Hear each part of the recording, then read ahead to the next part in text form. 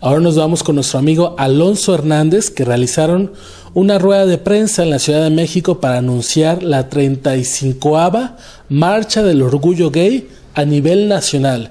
Y por supuesto, gracias al diputado Alejandro Arcos, la producción de Mitoteando con Sasha va a estar en la marcha de la Ciudad de México por la ayuda que nos ofreció el diputado Alejandro Arcos Catalán. Desde aquí, muchas gracias por otorgarnos ese apoyo para el hotel y para los pasajes. Muchas gracias de todo corazón. Más adelante le realizaremos a usted una entrevista aquí en la producción, con la producción de Mitoteando con Sasha. Buenos días, estamos aquí en uno de los bares icónicos de Zona Rosa y también para el movimiento, el almacén y el taller, para hacer la primera conferencia de prensa rumbo a la 35ª Marcha Histórica del Orgullo Lésbico, Gay, Bisexual, Travesti, Transgénero, Transexual e Intersexual de la Ciudad de México, que se va a celebrar el 29 de junio, sábado 29. Y con nosotros tenemos una mesa muy bonita y muy padre.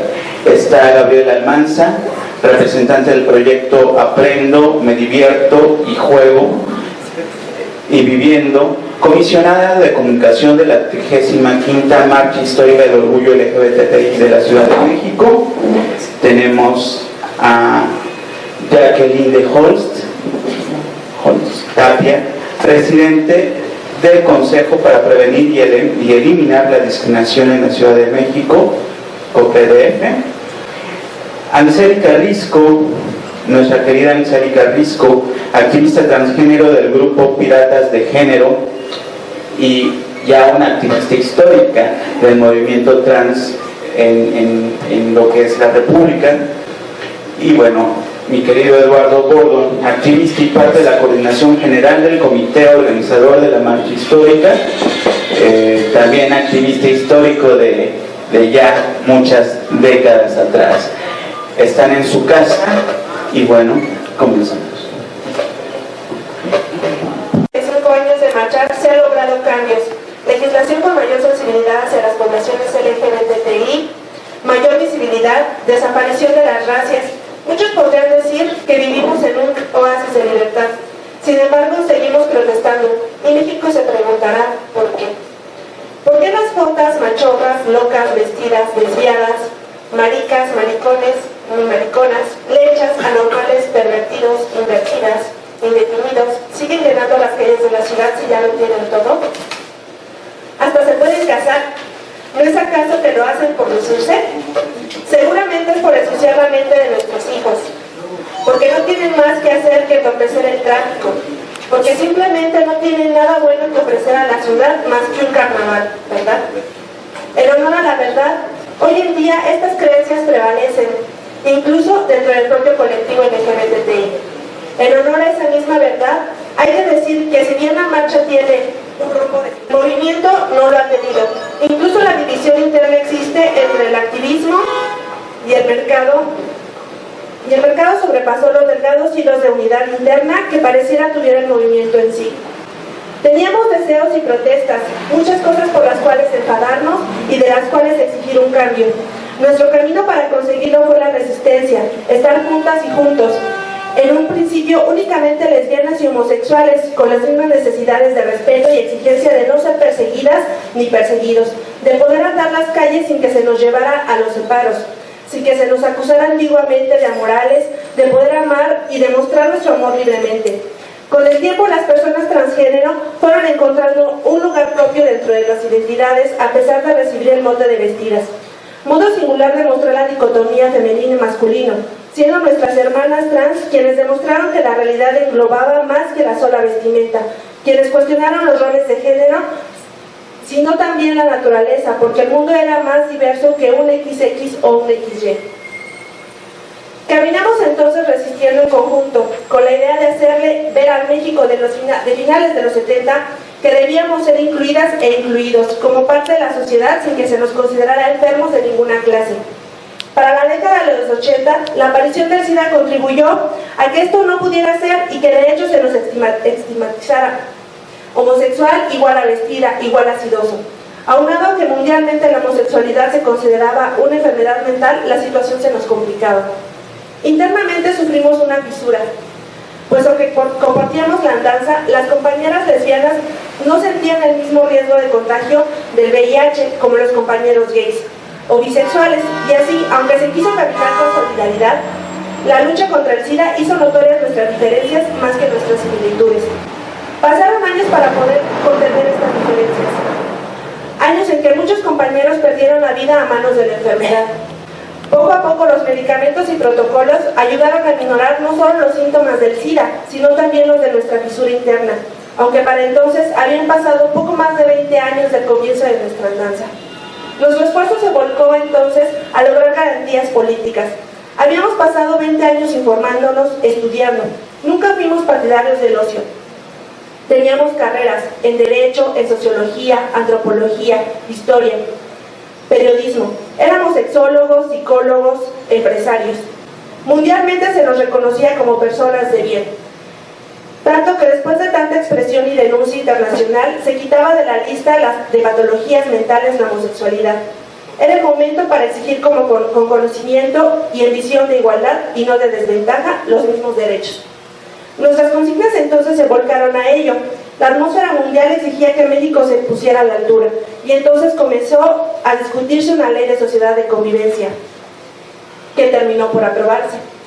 Más tarde una propuesta de ley de matrimonio igualitario, que también se aprobó, pero solo en la Ciudad de México. Algo falló en nuestro interior, porque ante esta sola migaja de respeto nos conformamos. Permitimos que el EF se convirtiera en la tierra prometida, y muchos soñamos con que ya no había más que hacer. Los medios también nos vendieron la idea, consensuando la maravillosa Ciudad de México gay friendly, la ciudad más vanguardista, donde todo era perfecto.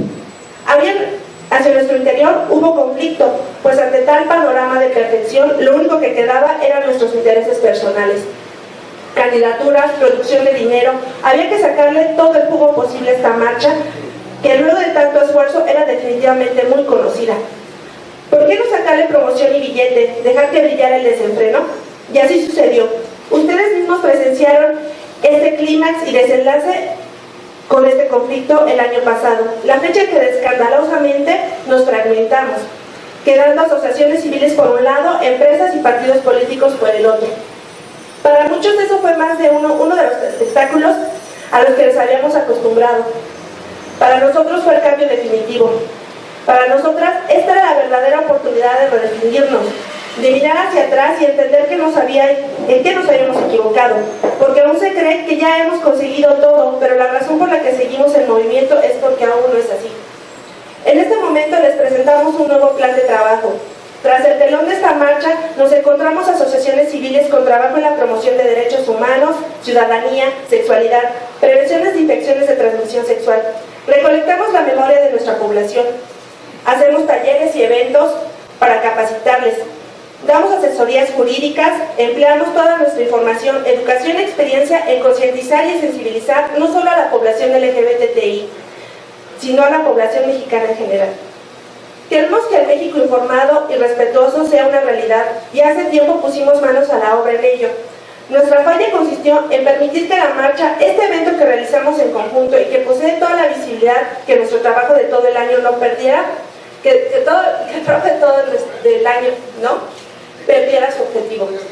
Y el objetivo es ciertamente mostrar nuestro orgullo de ser quienes somos, de manera festiva, disfrazándonos para mostrarnos que los roles de género establecidos, hombre y mujer, pueden ser cuestionados, pero también llevarles la muestra de nuestro trabajo continuo y enseñarles que en esta ciudad prometida aún tenemos carencias. Aún hay mucho que exigir. Nuestro objetivo es el cambio cultural llevado a través de panfletos, pancartas y consignas con nuestras exigencias y denuncias. Queremos hacerles partícipes de estas exigencias y denuncias, porque un México más justo es donde queremos vivir. Como ciudad, como país, aún nos queda mucho por crecer. Es por todo esto que este año hemos elegido un lema llamado sencillo, pero recordatorio de nuestro objetivo: marchamos para protestar. Está plasmado en los carteles que el colectivo Meiosis ha hecho, son estos dos que tienen enfrente. Con él podremos englobar todas nuestras exigencias, además de ser un llamado de unión a todos los movimientos afines. Sustentándolo, sin embargo, tenemos un tema particular: la violencia de género. Este concepto, que en el uso común se ha quedado enfrascado erróneamente como las agresiones dirigidas exclusivamente hacia la mujer, y que, como bien se indica desde su mención, tiene que ver con el género, la construcción social del hombre y la mujer. Por otro lado, hemos querido hablar del bullying, pero no como el fenómeno que se da hacia dentro de las escuelas, sino como esta palabra que se ha generalizado en el lenguaje para definir la intimidación cotidiana. Las acciones continuas de provocación del miedo y a las que sometemos a alguien y de las que todos somos sujetos. Conductas que impiden el libre ejercicio de nuestros derechos y la exigencia a las autoridades, la verdadera razón por las que aún nos consideramos inmerecedores. Sobre estos temas estaremos hablando no solo a lo largo de este mes y hasta que llegue la marcha, sino también en 2 eventos más que, como parte de nuestra nueva organización autogestiva, realizaremos en el mes de septiembre y en el mes de noviembre. Un foro legislativo donde nos haremos escuchar por diputados y otros actores políticos, y un foro de activismo donde nos mostraremos nuestras labores particulares como asociaciones a todo el público.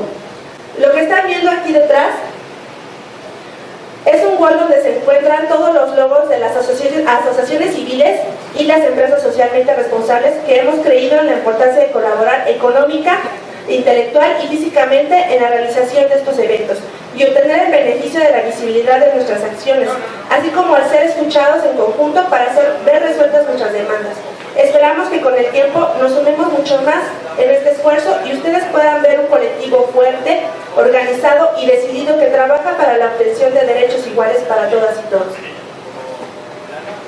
Bueno, pues, como hemos visto, uno de los temas centrales en esta 35ª marcha va a ser la cuestión de la violencia de género, el bullying que cotidianamente, y yo creo que desde hace más de 35 años, antes de que esto fuera un movimiento, se vivía. Y aquí tenemos a Jackie para que nos hable acerca de la violencia de género y el bullying que se vive en la Ciudad de México día con día todavía.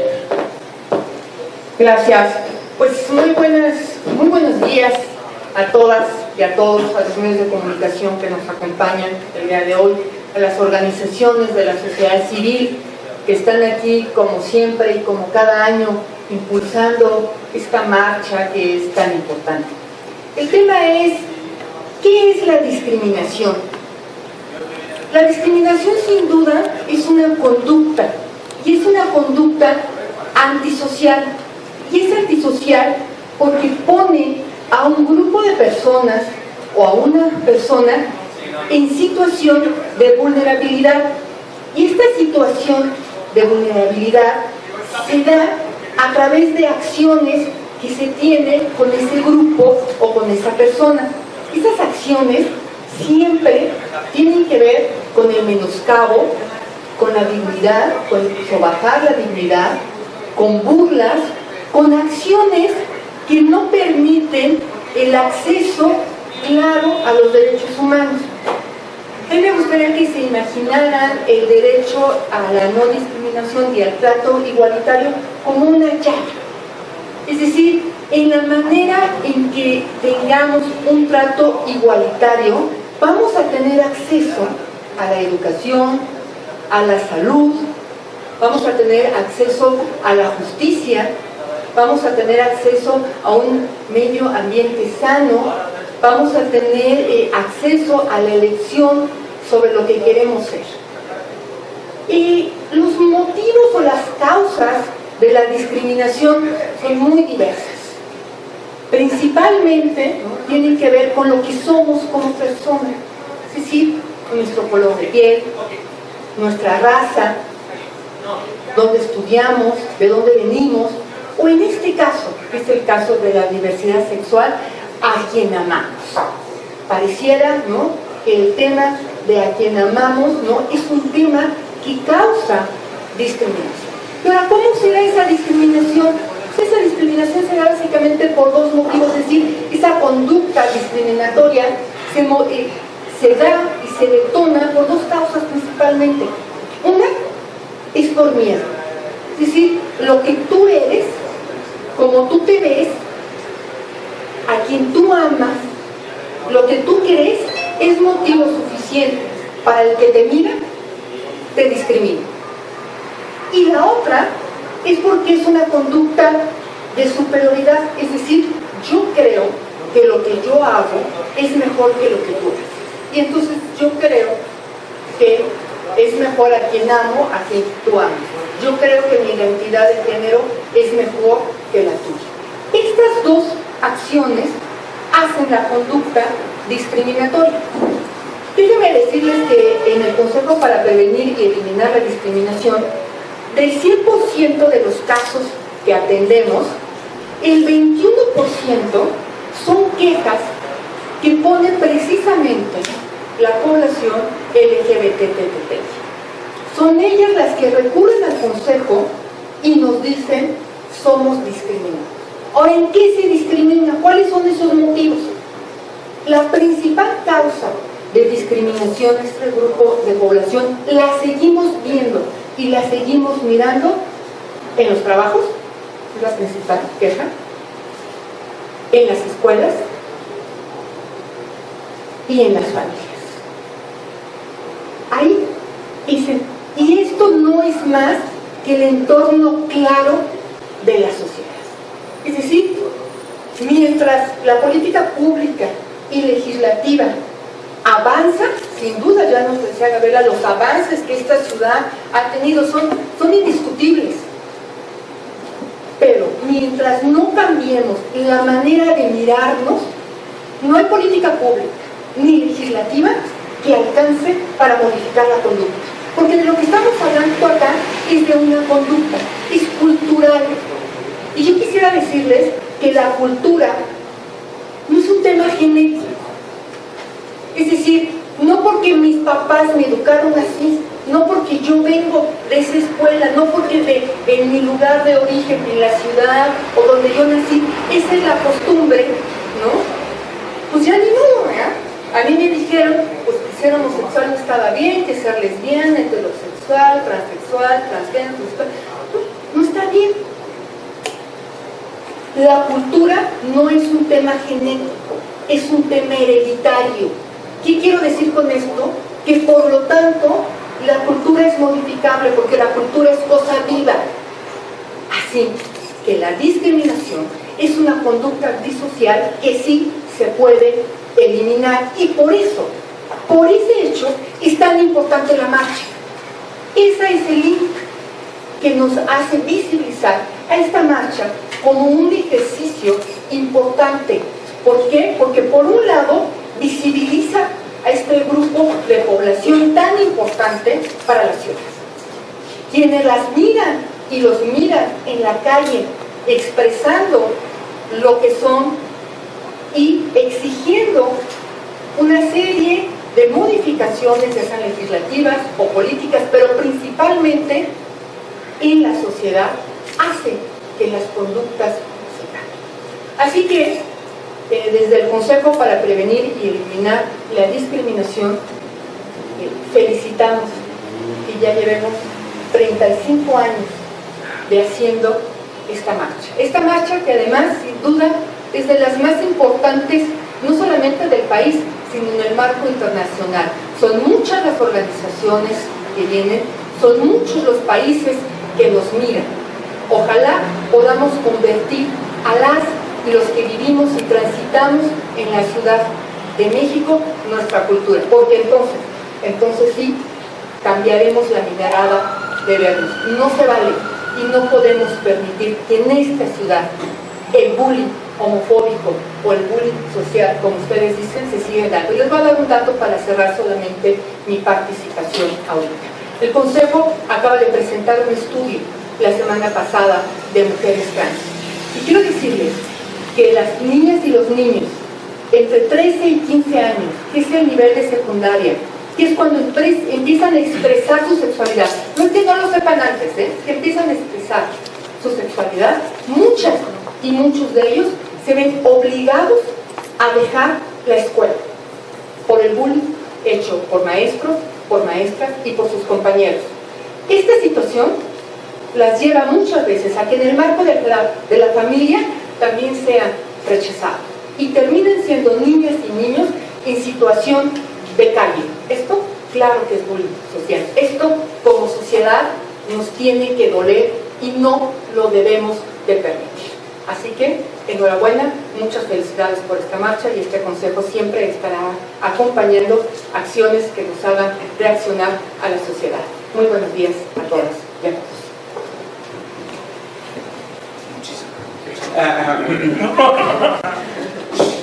Muchísimas gracias, Jackie. Desde hace 35 años marchamos por la liberación homosexual y ahora, después de 35 años, todavía hay motivos para marchar. Estos cambios culturales, esta violencia que se vive, esta situación que nuestras y nuestros hermanos trans siguen viviendo, son motivos suficientes para seguir marchando y el deseo siempre ha sido de que algún día dejemos de marchar. Y eso será cuando termine todo este ciclo de discriminación y de violencia. Tenemos aquí a Angélica Risco, que nos comentará sobre la violencia de género que viven las personas LGBTI. Gracias, Alonso. Gracias al comité organizador de esta marcha por la invitación. Gracias a los medios de comunicación por su presencia. Y bueno, venía yo reflexionando hacia este lugar hace una hora y media sobre la violencia de género, y cuando me subí al metro con mi pareja, pues lo primero que hicieron fue dividirnos, ¿no? Hombres por acá, mujeres por allá. Dije, ok, ya tengo un poco más de elementos para hablar sobre la violencia de género. Y sí, en realidad esta medida de separar a la gente nos muestra que mucha de la violencia de género, como mencionaba Gaby, lo que es el género, y como apuntalaba también Jacqueline, lo que hace es dividirnos, y en la medida que nos estemos dividiendo en equipos, el equipo XY, el equipo XX o el equipo intersexual, lo que va a hacer es distinguirme y reafirmarme identitariamente en yo no soy como tú, y luego entonces puedo ejercer todo el tipo de cosas que nos mencionaba Jacqueline, de ok, como yo no soy como tú, entonces tengo el derecho de poderte discriminar, de poderte ningunear, de poder no hacer valer tus derechos. ¿Y cómo se da este asunto de la mirada que mencionaba Jackie? Somos seres visuales, completamente visuales, nos consumimos visualmente una serie de símbolos, y todos sustentamos una serie de símbolos que son creados. Todos estamos de acuerdo en que entonces el pantalón lo deben de llevar los varones y la falda las mujeres, pero esa es una construcción sociocultural que nos creemos en este lado del planeta, en Occidente, en este momento histórico, en esta Ciudad de México, en base a lo que el otro nos muestre con su identidad, con sus ropas, con su forma de comportarse, es que vamos a poder establecer un estereotipo en nuestras cabecitas para poder meterlo en un cajoncito conceptual y que nos diga, entonces este es líder, este es gay, este es buga, este es policía, aquel es enfermera, aquel es bombero. Con todos estos ejemplos en sus cabezas fueron pasando una serie de imágenes icónicas, estereotípicas y casi arquetípicas, de lo que la cultura nos ha dado para reconocer los símbolos que hacen a cada una de estas profesiones, identidades, etc. Entonces ahí creo que el problema empieza en que si el otro nos va a dar, si alguien se ostenta bombero y de pronto viene vestido de azul, pues a todo el mundo no nos va a aplicar, porque los bomberos están vestidos de rojo, pero eso es lo que nos han vendido culturalmente, ¿no? Hay países donde los bomberos andan de amarillo, aquí nos dicen que los colores icónicos para hombre y mujer son rosa y azul, y en Suecia son amarillo y blanco. No hay una verdad absoluta acerca de lo que son las construcciones de ser uno u otro. Nos lo hemos vendido, nos lo hemos comprado, y lo que hacemos todos los días estamos en este juego revolvente del yo soy, pero no soy. Y nos pasamos la vida viendo las diferencias en lugar de ver las coincidencias. En realidad la ropa es una mentira, son un montón de trapos. Las usamos para no morirnos de frío, según esto, ¿no? Pregúntenle a cualquier persona por qué nos vestimos. Digo, porque el nudismo no está aceptado todavía en la sociedad. pero las ropas en realidad son unos trapos que nos van a determinar o van a hacer que la gente esté metida en un estatus o no.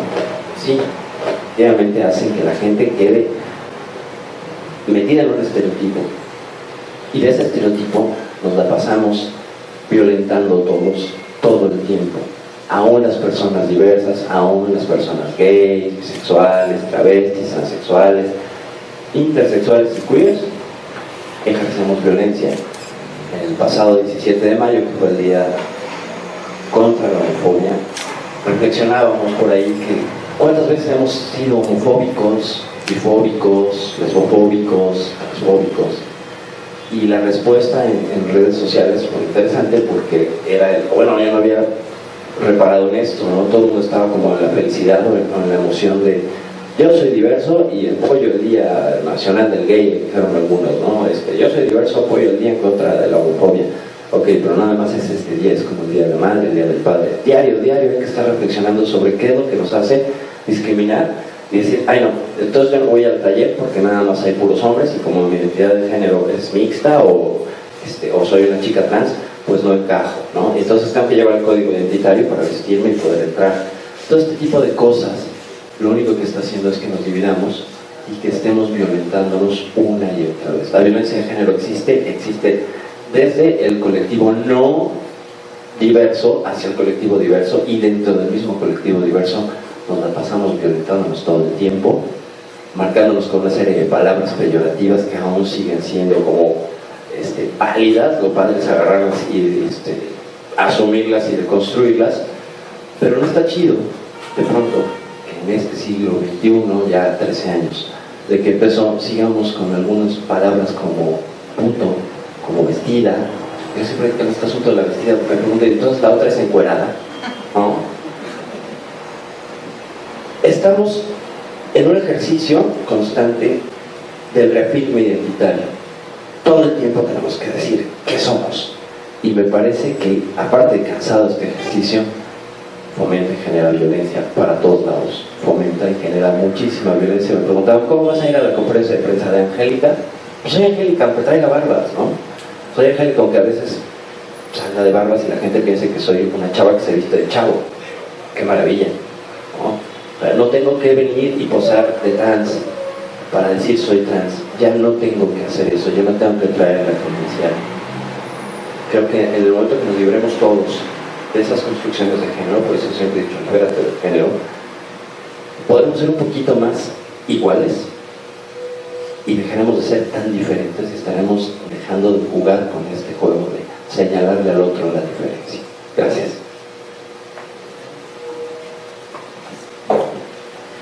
El finado Arturo Díaz Betancourt decía que todos los días cuando se levantaba se veía al espejo y se decía a sí mismo, este día tengo que luchar contra mi propia homofobia. Y es un ejercicio que deberíamos de hacer todos, no nada más con la cuestión de la homofobia, la lesbofobia, la transfobia, la bifobia, que muchas veces el no mencionarlo implica que no existe, y desde ahí empieza la violencia. Tenemos ya como última participación a Eduardo Bordon, que nos va a decir por qué tantas cosas todavía hay que protestar, porque esta marcha es de lucha y de protesta, como dirían muchos. Marco referencial histórico, aunque por muchos años pareciera que la marcha es un desfile, no lo es. O sea, es una marcha como tal, que está hecha a partir de la sociedad civil, pues es de protesta, y siempre ha sido de protesta. O sea, nada más que ahora la protesta tiene que ser aún más fuerte, porque nos hemos ahogado en una serie de silencios incómodos, por lo que ya nos decía Gabriela, que nos han dado mucho, ¿no? O sea, esa dádiva que da el poderoso a nuestro colectivo, a muchos nos ha silenciado, porque creemos que llegó el fin de la discriminación, del odio, la violencia. Y no es cierto, ¿no? Pero bueno, vamos a leer un poquito, espero que no aburrirlos. Y si los ofendo, sorry, pero a veces hay que ofender para hacer que la gente oiga lo que se tiene que decir. Se pudiera pensar que en estas primeras décadas del siglo XXI, las formas que toman las diversas sexualidades que conforman el colectivo LGBTI no deberían de tener nada por lo cual protestar.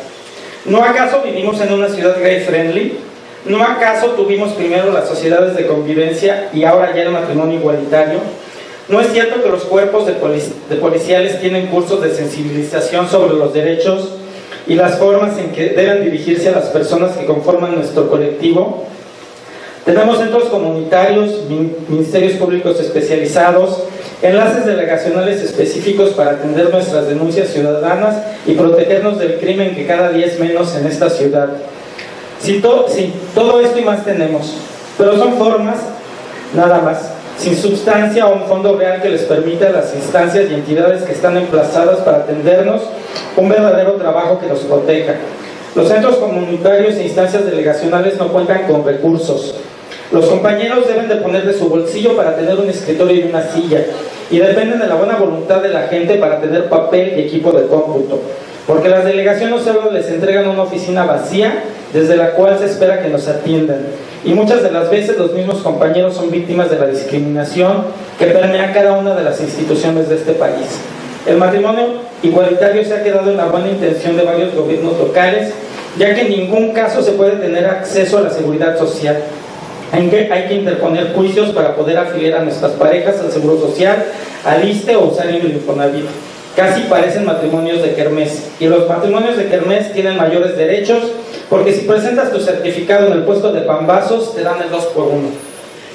Los gobiernos locales de esta ciudad se jactan en el extranjero de que es una ciudad moderna, avanzada y que cumple sus promesas sociales, y para eso nos exhiben como Colón exhibía indios ante los reyes católicos. Vean, somos una ciudad gay friendly. Vean cómo vive y atendemos las necesidades de nuestra población LGBTI. Y muchos han comprado el boleto, el soundtrack y la camiseta de tales declaraciones. Sí, claro, lejos han quedado los años en que las racias eran una ocurrencia de cada día. La panel que te subía porque ibas agarrado de la mano de otro hombre ya no se ha vuelto a ver más. Pero seguimos siendo amedrentados, intimidados, asesinados y ejecutados por un sistema, un gobierno y una sociedad que no ha crecido al mismo nivel del mundo o lo de los dichos de los bien intencionados gobernadores. Mientras nuestra sangre siga manchando las banquetas de esta ciudad, no podemos decir que somos libres. No podemos decir que esta ciudad, la cual nos vio nacer y la cual nos ve vivir, sea amigable con nosotros. Y cualquiera que exprese su sexualidad de la manera en que quiera expresarlo. Seguimos siendo víctimas de un sistema, de una falta de sensibilización de los mandos policiales y de seguridad pública. ¿No acaso los terribles acontecimientos en los cuales se ejecutaron jóvenes homosexuales, los culpables tenían algún cargo judicial? ¿Y qué ha pasado con esos casos? ¿Dónde está la justicia? Ahora no solo es ciega, sino también sorda e indolente ante nuestras demandas, ante la sangre que grita enmudecida desde las banquetas de esta capital. Sí, claro, como siempre ha sido el caso, o nos lo merecíamos o es un crimen pasional. Y lo peor es que nadie se indigna. Se indignan del caso de la ley de Profeco y hasta el presidente interviene. Pero nadie interviene cuando un homosexual, una lesbiana o un transgénero es torturado y ejecutado en las calles. Se velaba la sangre y aquí nada pasó. Como si no fuéramos personas, como si no fuéramos humanos, como si ese muchacho ejecutado no hubiera sido hijo de una madre, el hermano de una familia. Nuestros nombres caen en el olvido mientras nuestros cuerpos se amontonan en los cementerios. Pero pues qué importa, aquí que siga la fiesta. Que vean los turistas extranjeros que nuestra ciudad es segura, divertida y de avanzada. Que vengan todos ellos a gastar su dinero en nuestros hoteles, en nuestros bares, en nuestros restaurantes, y que se pasen el domingo por la Alameda a medio de una sugerencia de Rivera. Fuera nada más esto, por lo único que protestaríamos si me hace este inmaduro. Este país está lleno de crimen y esta ciudad no se salva. Las malas decisiones de los anteriores gobiernos federales han dejado a la ciudadanía en un verdadero estado de sitio. Todos tenemos que cuidarnos del malo, que a estas alturas quién sabe quiénes son los malos. Pero no solo es el crimen, no solo es la falta de reconocimiento de nuestros derechos más básicos y nuestros derechos humanos. Por si no fuera terrible, todavía hay más. La falta de una seguridad social, la falta de programas institucionales para el adecuado tratamiento de la salud sexual en nuestro colectivo. Apiñonados nos tienen en las mismas clínicas donde se trata el VIH, se tratan a las compañeras transgénero. En la misma cajita de Petri nos juntan y para nadie hay medicamento. Nadie puede acceder a esas medicinas que son necesarias para salvar su vida o para reiniciarla. Mal parados dejamos a los jóvenes que comienzan su despertar sexual, sus construcciones sexogenéricas y la exploración de sus cuerpos. No somos capaces de atender su salud y prevenir sus enfermedades. Ni siquiera podemos educarlos sexualmente porque la educación sexual sigue siendo un tabú en este país. De nuevo seguimos metidos en la oscuridad de la noche, en el anonimato del sexo casual y express en el vagón del metro. Seguimos refundidos en un gueto que ahora también abarca unas cuadras de Reforma y algunas de las calles de Amberes. Y así creemos o nos hacen creer que hemos logrado conquistas sociales, que hemos logrado avanzar socialmente, que la homofobia y la discriminación son un lejano recuerdo en esta ciudad. Saquemos del brillo a las estatuas de nuestros próceres, iluminemos de morado los monumentos de esta ciudad, no en celebración porque la homofobia se haya terminado, ni siquiera como compromiso de un mayor trabajo y de unir esfuerzos para terminar con la discriminación. Vamos a hacerlo para que vean que nosotros también somos sensibles y quedar bien en estos días importantes que todo el mundo lo hace. Este es el estado de nuestras vidas. La discriminación, la homofobia, el odio y las ejecuciones siguen vigentes.